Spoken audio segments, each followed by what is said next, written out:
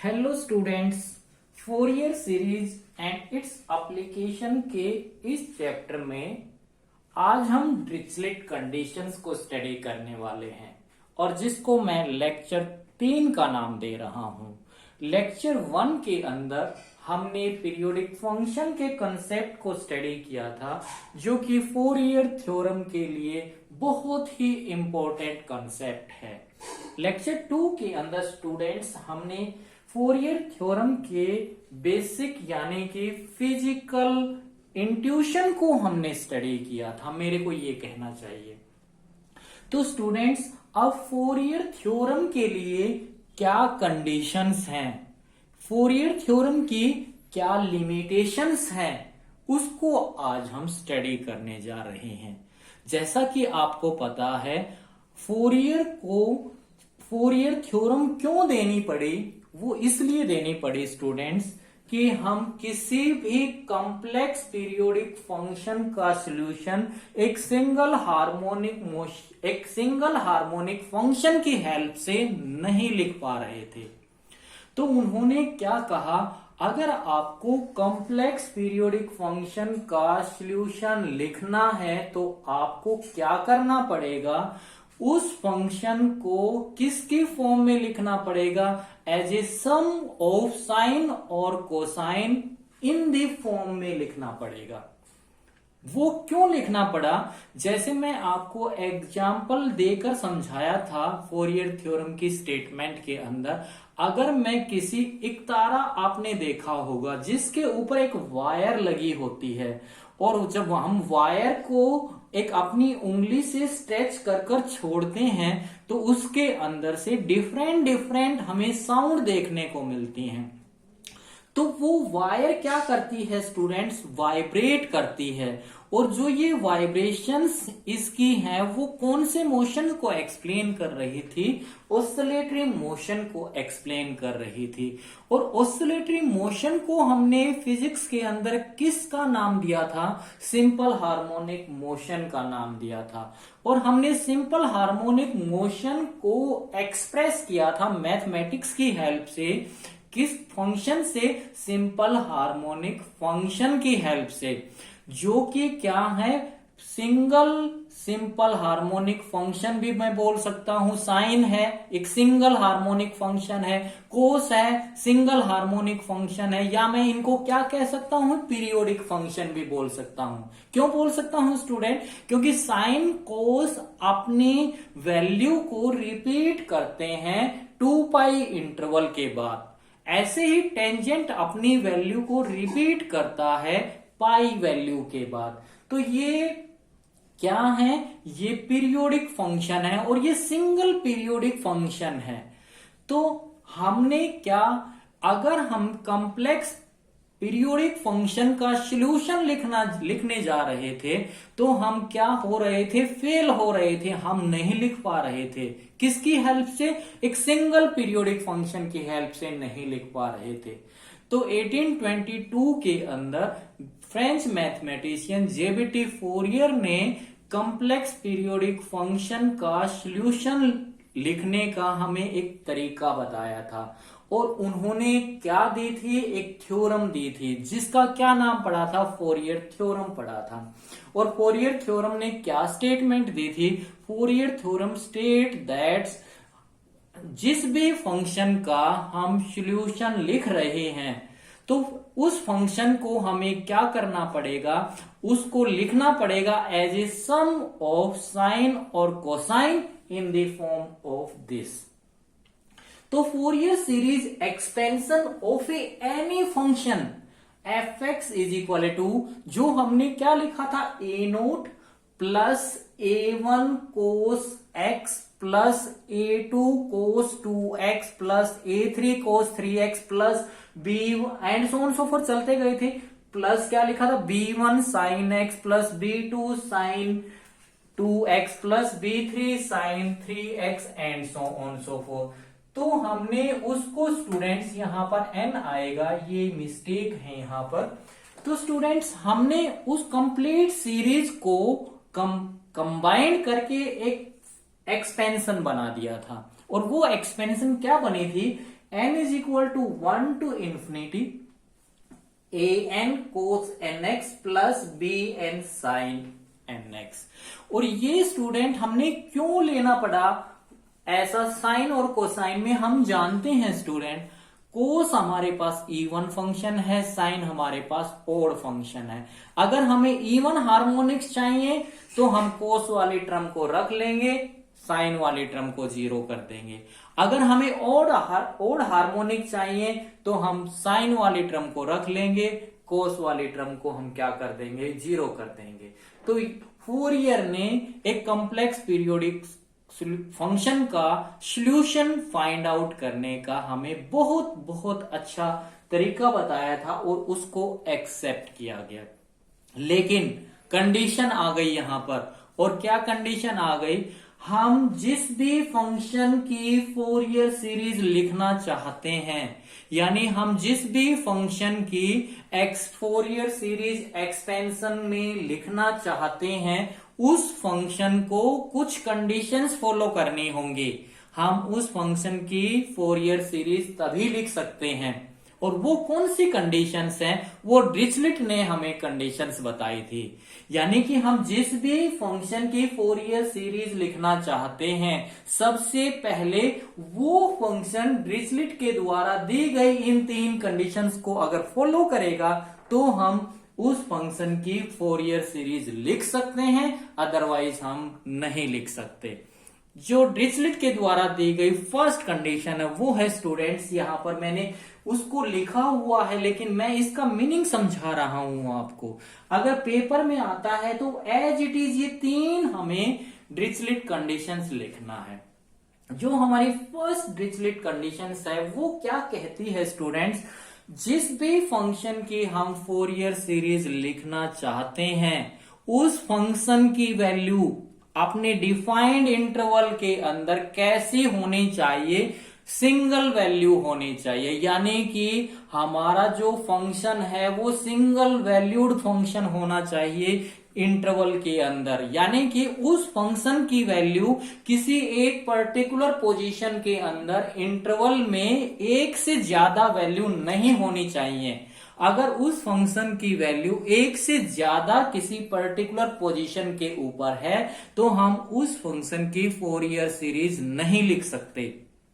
यानी कि मैं आपको एक एग्जाम्पल देकर समझा रहा हूं। जैसे मेरे पास कोई फंक्शन है जिसकी वैल्यू को मैं प्लॉट कर रहा हूं वाई एक्सिस के ऊपर, और मैं एक्स एक्सिस की वैल्यू पुट करके एफ एक्स फंक्शन की वैल्यू निकाल रहा हूं। तो एक्स एक्सिस को मैं ले रहा हूं एक्स एक्सिस पर, एक्स की वैल्यू को मैं एक्स एक्सिस पर ले रहा हूं, फंक्शन की वैल्यू को मैं वाई एक्सिस के ऊपर ले रहा हूं, और ये मेरा इंटरवल है। इस इंटरवल के बाद ये फंक्शन अपनी वैल्यू को क्या करेगा? रिपीट करेगा।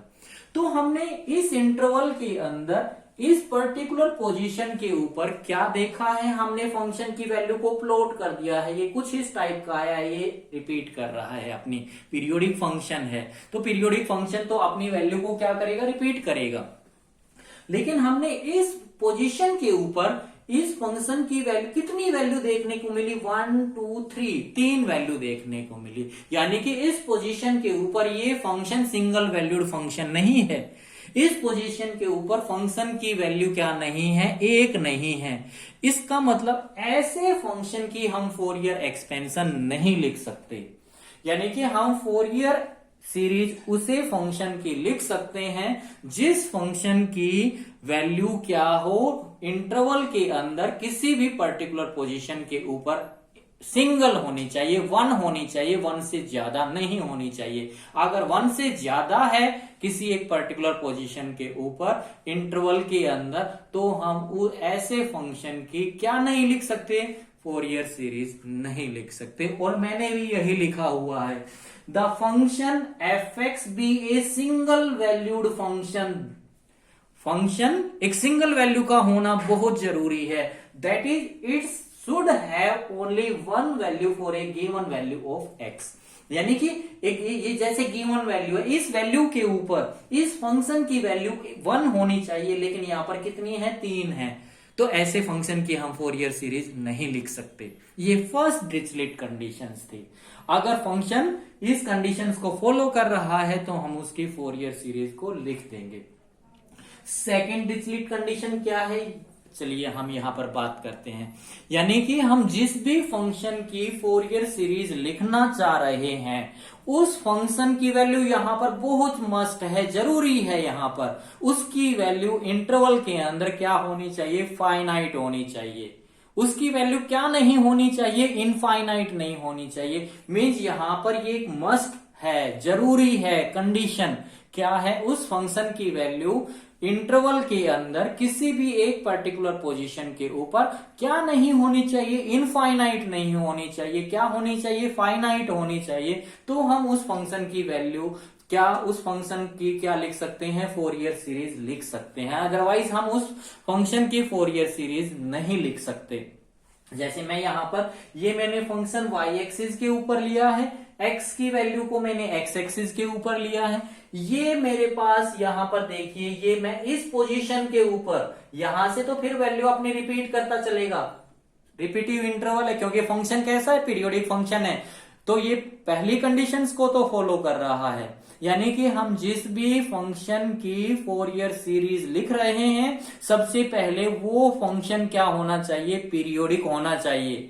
इसके बाद ये डिरिचलेट की 3 कंडीशन उसको फॉलो करनी पड़ेंगी, तो ही हम फोरियर एक्सपेंशन लिख सकते हैं उस फंक्शन की। तो हम जो सेकंड डिरिचलेट कंडीशन पढ़ रहे हैं वो क्या है, उस फंक्शन की वैल्यू इंटरवल के अंदर किसी भी पोजीशन के ऊपर क्या होनी चाहिए, फाइनाइट होनी चाहिए। वो क्या नहीं होनी चाहिए, इनफाइनाइट नहीं होनी चाहिए। तो हमने क्या एग्जांपल को देखा, हमने फंक्शन को लिया y एक्सिस के ऊपर, x की डिफरेंट डिफरेंट वैल्यू को लिया x एक्सिस के ऊपर। इस पोजीशन के ऊपर, x की इस पोजीशन के ऊपर जो हमारा फंक्शन है वो किसको रिटर्न बैक कर रहा है, इनफाइनाइट को जा रहा है। ये फंक्शन हमारा किसको जा रहा है, इनफाइनाइट को टेंड कर रहा है। तो हम ऐसे फंक्शन की क्या नहीं लिख सकते स्टूडेंट, फोरियर एक्सपेंशन नहीं लिख सकते। तो यहां पर कंडीशंस है, ये जरूरी कंडीशंस है। यहां पर क्या कंडीशन है, function f(x) must have finite value, that is it should not assume infinite value for any value of x। हम अज्यूम नहीं कर सकते किसी भी एक पर्टिकुलर पोजीशन के ऊपर की फंक्शन की वैल्यू इनफाइनाइट है तो भी हम उसकी क्या लिख दें, फोरियर एक्सपेंशन, फोरियर सीरीज लिख दें, नहीं पॉसिबल है। तो ये डिरिचलेट के द्वारा दी गई सेकंड कंडीशन थी स्टूडेंट। अब लास्ट जो कंडीशन है वो बहुत इंपॉर्टेंट कंडीशन है स्टूडेंट।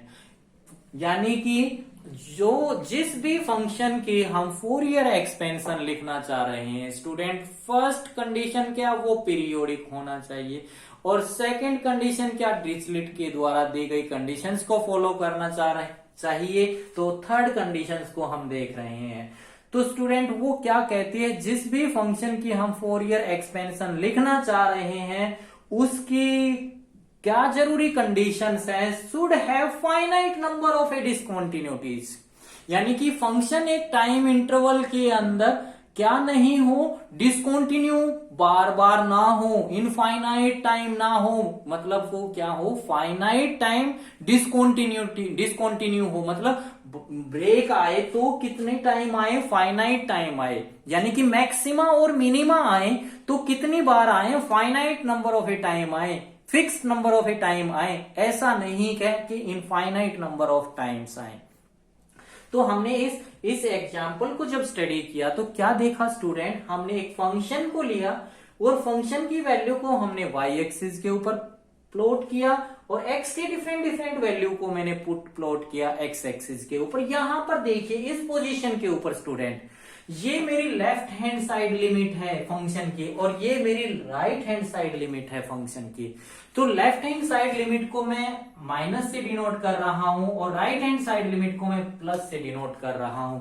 और ये एक्स नोट क्यों ले रहा हूं, क्योंकि मैं इस पोजीशन का नाम क्या दे रहा हूं, एक्स नोट दे रहा हूं।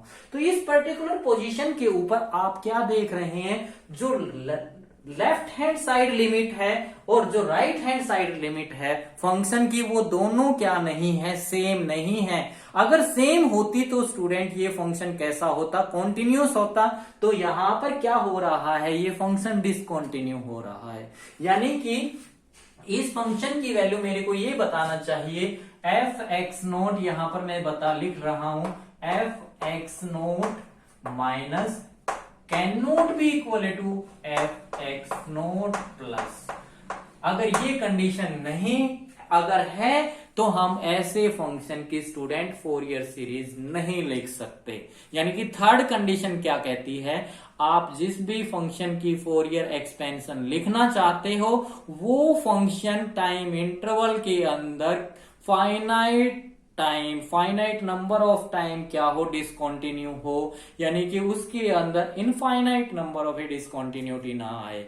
यानी कि फाइनाइट नंबर ऑफ ए उसके अंदर क्या आए, मैक्सिमा और मिनिमा आए। इस पर्टिकुलर पोजीशन के ऊपर देख रहा हूं तो हमने क्या देखा, लेफ्ट हैंड साइड लिमिट और right hand side limit equal नहीं है। तो इस कंडीशन के ऊपर जो ये फंक्शन है और ये फंक्शन है, दोनों की वैल्यू क्या नहीं होगी, बराबर नहीं होगी।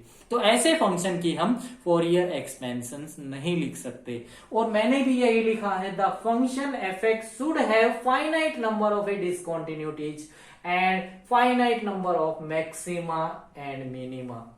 एंड मिनिमा, यहां पर मिनिमा आएगा स्टूडेंट, यहां पे डाल लीजिएगा मिनिमा।